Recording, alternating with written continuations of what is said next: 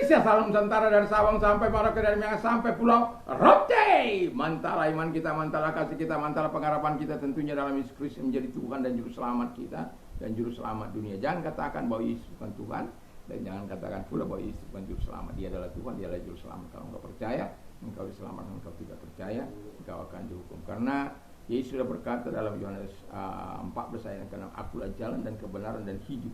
Tiada seorang sampai kepada Allah kalau tidak melalui aku.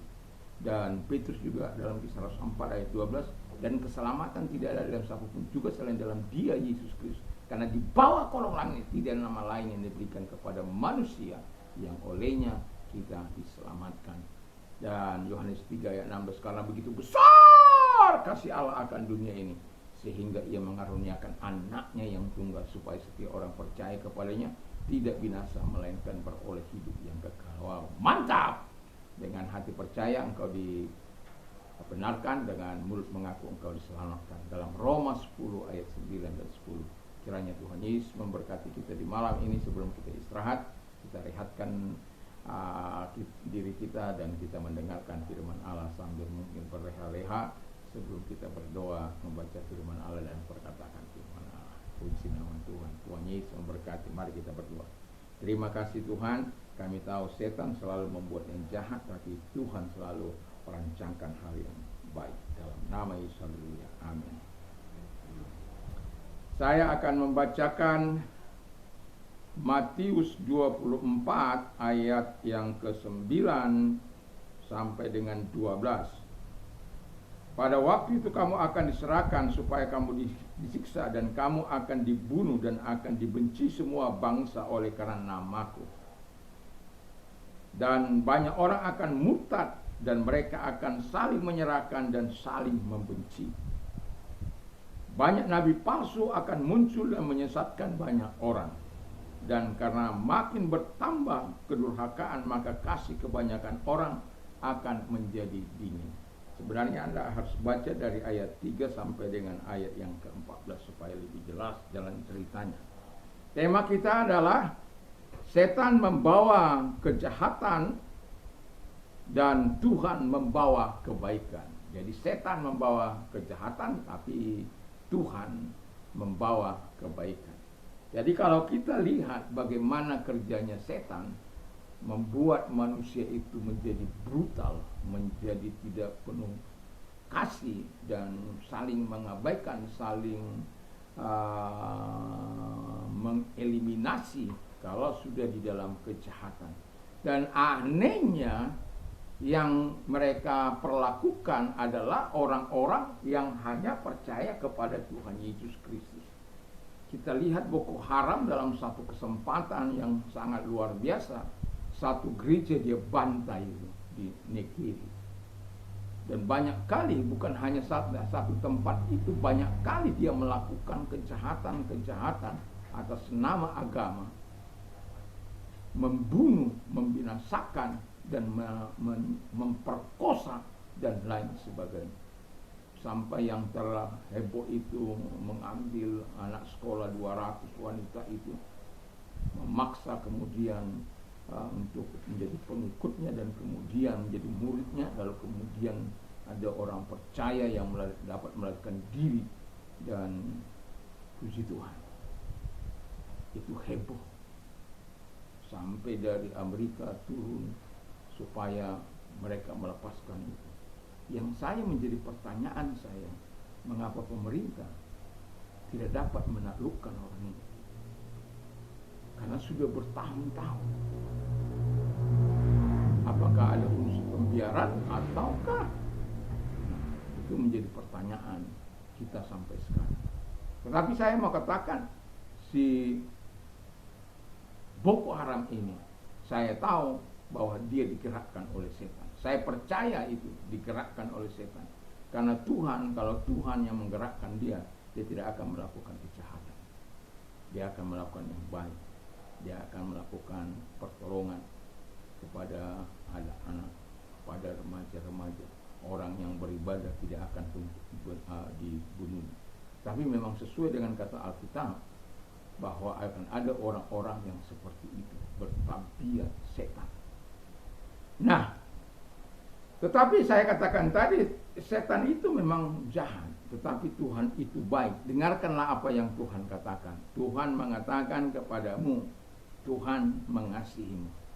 Jadi kita sudah tahu bahwa karena begitu besar kasih Allah akan dunia ini, sehingga Ia mengaruniakan anaknya yang tunggal, supaya setiap orang percaya kepadanya tidak binasa, melainkan beroleh hidup yang kekal.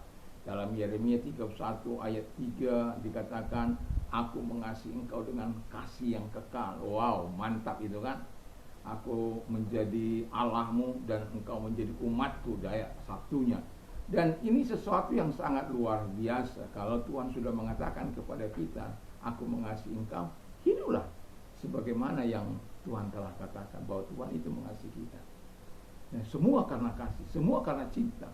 Dan sambutlah cintanya dengan engkau juga mencintai. Hampir setiap hari saya mengatakan, aku sayang Tuhan, aku cinta Tuhan.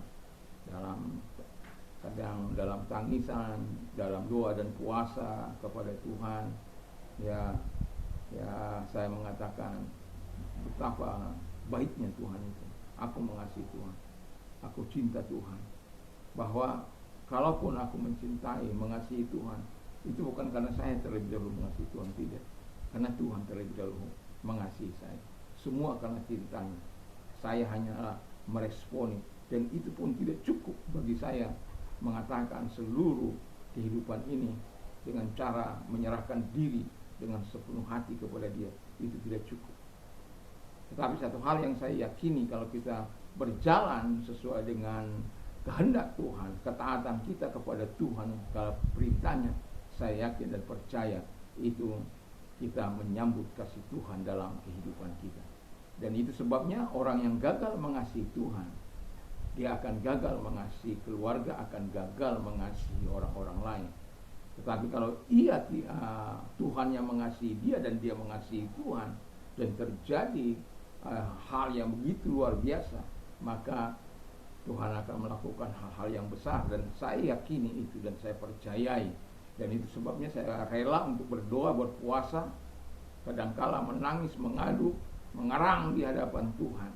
Karena kita tahu kita tidak dapat mengubah orang, tapi kasih Tuhan dapat mengubah seseorang.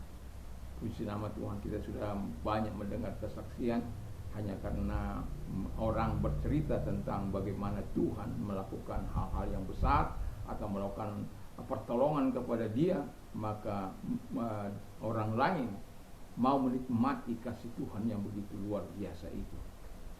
Dan kita tahu bagaimana Carlos Rey lahir tahun 1940, kita sudah kenal dia, tapi kalau dengan nama ini kita tidak akan pernah kenal ya siapa itu Carlos Rey itu. Atau yang dikenal Chuck Norris ya. Norris itu nama ibunya, Chuck itu nama panggilan teman-temannya di angkatan udara. Keterkenalannya bukanlah yang disengaja atau dibuatnya, tidak. Karena kebetulan saja dia berlatih karate, karena orang ini adalah pemalu dan tidak dapat menjadi apalah ya, karena kewajiban militer dia ikut, itu saja. Tetapi dia bukanlah orang yang punya reputasi yang baik, karena dia dibesarkan oleh single mother, dan kita tahu bahwa bapaknya melahirkan dia, sehingga dia tidak memiliki citra bapak dalam hidupnya, sehingga hidupnya kacau balau. Tetapi ibunya mengasihi dia. Dan orang yang berpengaruh dikatakan, yang pertama itu ibunya, lalu yang kemudian itu ada seorang mantan ketua pemenangan George Bush senior ya. Jadi dia mengatakan sebelum dia meninggal, dia mengatakan, aku mengasihi engkau. Jadi itu memberikan pengaruh. Yang ketiga ada istri, dengan segudang pengalaman yang dia miliki. Dia seorang yang jago karate, dan tidak ada yang dapat mengalahkan dia sampai 6 kali berturut-turut. Dan kalau dia mau terus bertahan, orang tidak mau bertanding dengan dia, sudah pasti kalah. Saking memang dia tidak, karena orangnya pendiam, dia hanya latihan. Itu saja yang dikerjakan. Dan dia juga seorang bintang film, ya, dan sangat terkenal. Dan kita kalau masih ingat, ya, hitam putih masih waktu itu kita nonton Chuck Norris, ya, di dalam seri TV, ya, yang berkata Walker Texas Ranger, ya. Keahliannya dalam menembak itu luar biasa, ya. Nah, jadi itu 12 tahun seri film yang paling lama katanya, saya tidak tahu karena saya bukan berada, tapi itu seri film yang sangat terlalu lama dan orang tidak bosan. Itu yang menariknya dari film ini, sehingga orang terus mau menyaksikan. Nah, jadi Tuhan mengatakan mengasihi. Yang kedua yang perlu Anda ketahui, bahwa Tuhan itu membawa kebaikan. Tuhan punya rancangan indah. Rancangan Tuhan itu rancangan damai sejahtera bagi Israel yang dibuang itu. Dia tidak membiarkan dia membuang terus. Setelah lewat 70 tahun mereka akan dikembalikan, dan rancangannya rancangan yang penuh dengan kebaikan. Jadi kalau orang Israel itu berdoa, maka dia akan menjauh. Kalau mereka mencari, mereka akan menemukan. Kalau mereka berseru, Tuhan akan mendengarkan mereka, dan lain sebagainya. Yang mau saya katakan adalah bahwa Tuhan punya rancangan yang indah dalam hidup. Allah tidak pernah merancangkan hal-hal yang jahat, tetapi dia merancangkan hal-hal yang indah. Dari segala apapun profesi kita, kalau kita menyadar, kalau kita mengakui segala perbuatan-perbuatan Tuhan itu dalam kehidupan kita. Jangan karena kita, ya, katakanlah sebagai ibu rumah tangga, lalu kasih Tuhan tidak ada pada kita, tidak. Rancangan Tuhan tidak baik bagi kita, tidak. Tuhan bisa memakai kita. Bayangkan aja seorang pembantu rumah tangga di tempat Naaman mengatakan ada Nabi Tuhan di Samaria, dan ketika mereka datang dan Tuhan sembuhkan, Elisa menyembuhkan dia. Jadi itu yang Tuhan nyatakan, bahwa rancangan Tuhan itu adalah rancangan kebaikan. Dan kemudian yang terakhir, Tuhan punya tujuan bagimu. Kalau engkau belum tahu tujuan hidupmu, tadi pagi saya bercerita soal bagaimana tujuan kita untuk apapun profesi kita, apapun tanggung jawab yang diberikan kepada kita. Mungkin tugas-tugas kita, seperti kalau dalam Alkitab kita lihat bagaimana itu Bani Korah sebagai orang Lewi, Datan, ada satu lagi.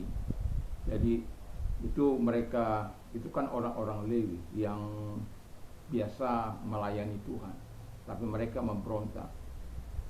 Dan kemudian Musa katakan, tidak cukupkah kamu diberi hak yang istimewa untuk melayani Tuhan? Sementara orang Israel untuk mendapatkan hidup, mereka harus bekerja keras, mereka hanya melayani Tuhan.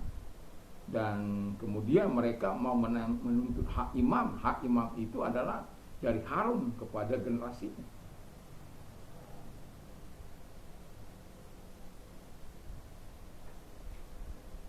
Katakan saja Herodes dengan segala profesinya yang begitu luar biasa, tapi karena ketika dia menyombongkan diri, ditampar malaikat, dia mati. Seharusnya profesi itu memberikan kemuliaan bagi Tuhan, bukan kesombongan diri. Sama seperti si Nebukadnezar, sombong.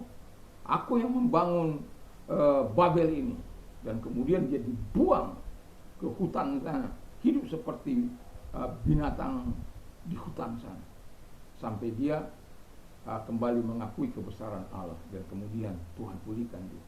Artinya apa?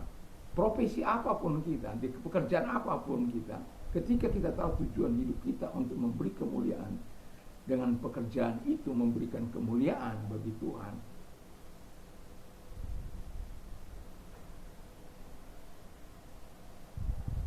itu sesuatu yang sangat berat.